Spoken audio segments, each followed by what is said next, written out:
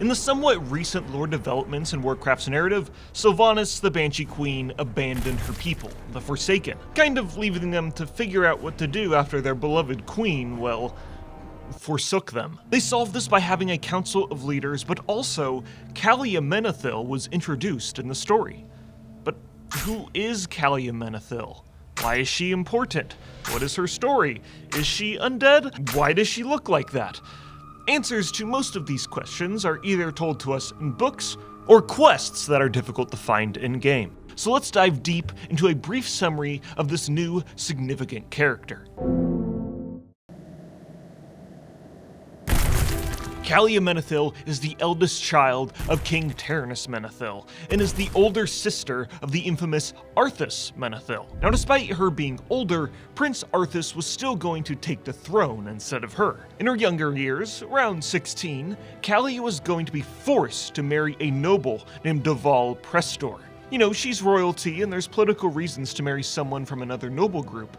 But the weird thing is, well, Deval Prestor was actually Deathwing in disguise, who is a dragon that has lived for over 10,000 years, and he's trying to marry a 16-year-old girl. Thankfully, their marriage was never finalized when other aspects teamed up to beat the crap out of Deathwing during the Battle of Grim Patol, and he had to retreat. Later in life, perhaps out of an act of defiance, Calia would marry a lowly footman and have a daughter with him. But neither of these characters have ever been given a name in the lore. Calia's husband and her child would live their lives away from Lordaeron, and her daughter would never know the birthright she has to the kingdom of Lordaeron. Which is probably a good thing, because during the Third War, Lordaeron was invaded by the Scourge, and Calia's brother, Arthas, murdered their father and brought the kingdom to ruin. Calia fled the South Shore and was reunited with her family, and they lived happily ever after the end. No, of course it isn't that easy. Later on during the war, South Shore was bombed with blight, and Calia had to flee and was separated by her family once again.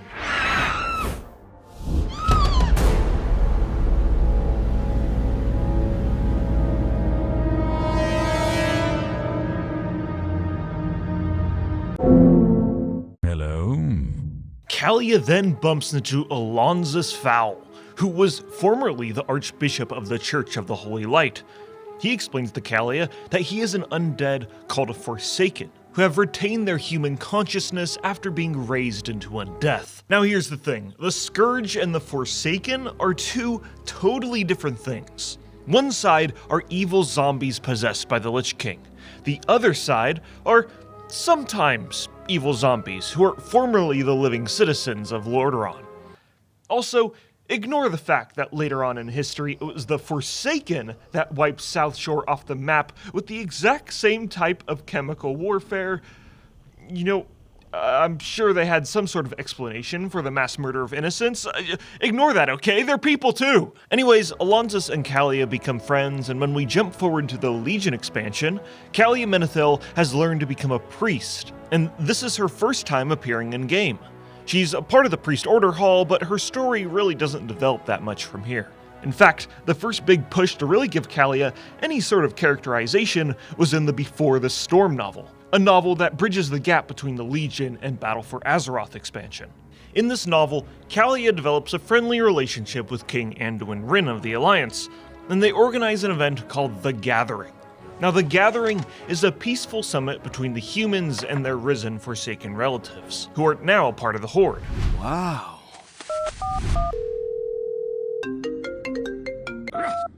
The two work to negotiate this event with Sylvanas Windrunner, leader of the Forsaken and current war chief of the Horde at the time. Keep in mind, this was before the Fourth War, so Sylvanas isn't super crazy just yet.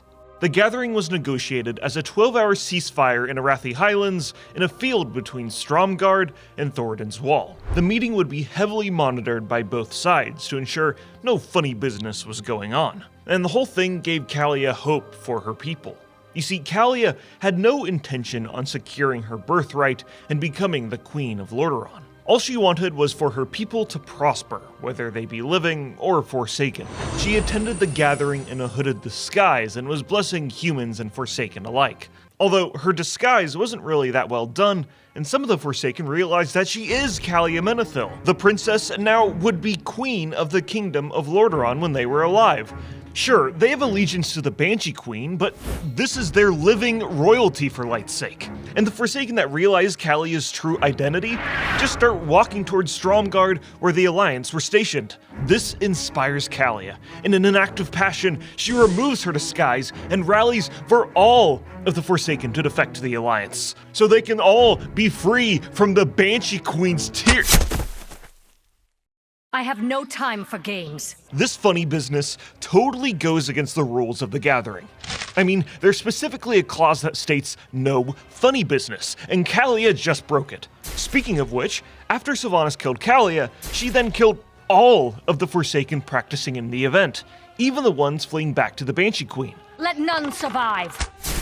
She did this because she didn't want uncertainty of their loyalty brewing within the Forsaken, and it was much easier just to kill the Forsaken citizens involved in the gathering. It's important to point out that the Dark Rangers only massacred their own civilians, not Alliance soldiers, as that went against the gathering's rules. Well, except for one particular funny business in acting human. After the massacre, Anduin was quick to recover Calia's body and delivered her to the Netherlight Temple. Then, Anduin, Alonzus, and a Naru named Sara then used their holy light powers to resurrect Calia as a light-infused undead. Because, apparently, that can happen. The light forcibly pulled her spirit back into her now-possessed body, which is different from normal resurrection. She is now an undead like her people. It's just that her version of being undead doesn't make you a disgusting, rotting zombie person. Huh, how convenient. Calia's goal of helping guide her people would not happen until midway through the Battle for Azeroth expansion, when Sylvanas fully abandoned the Horde and the Forsaken to go to her own diabolic plans in the Shadowlands. During this time, Calia works with Lillian Voss, a prominent Forsaken figure, to assist her people. Next time we see Calia, she's standing around in Oribos in the Shadowlands expansion. Not really, doing much, just hanging out.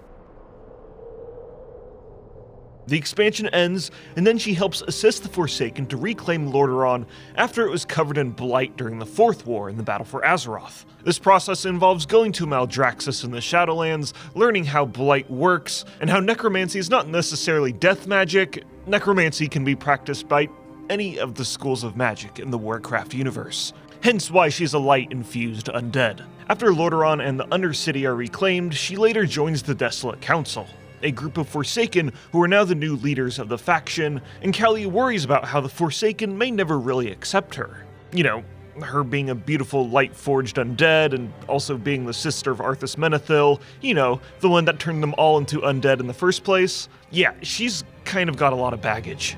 After Alliance players participate in the questline to reclaim Lordaeron, Calia sends a letter on the behalf of the Desolate Council to Genn Greymane. King Greymane, the ally you sent to aid us was most effective. In return for your patience, I offer a gesture of goodwill. With the formation of the new Desolate Council, one of the first topics I intend to discuss is the withdrawal of Forsaken troops from Gilnean lands. This effort will take time, but I believe that we will come to an accord, and that both our kingdoms will see a brighter future. In fact, Calia's goodwill would be stretched even further during the Dragonflight expansion, where the Forsaken helped the Gilneans reclaim their city, which is now currently inhabited by the Scarlet Crusade. And they helped them because, there's cross-faction gameplay now, so we all need to be nice to each other, and the Horde need to interact with this content update too. Also, Tess Greymane, Genn Greymane's daughter, is now the new leader, and convinces her father that the Forsaken, they're actually not that bad, and they can be trusted too. Calia is a character I think has a decent groundwork, but needs a lot of development in the future story of Warcraft, along with a more intertwined relationship with the Forsaken.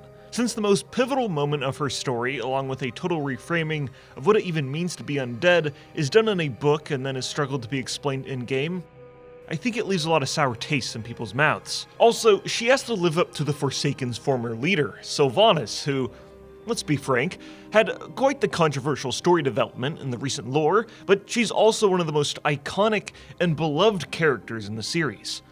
Calia being compared to a character that has existed since Warcraft 3, well, yeah, it's kinda hard to live up to that legacy. The crux of her personality being all about wanting to be accepted by the Forsaken and leading them to a prosperous future and be friendly to every other faction, even their mortal enemies, is a bit bland too.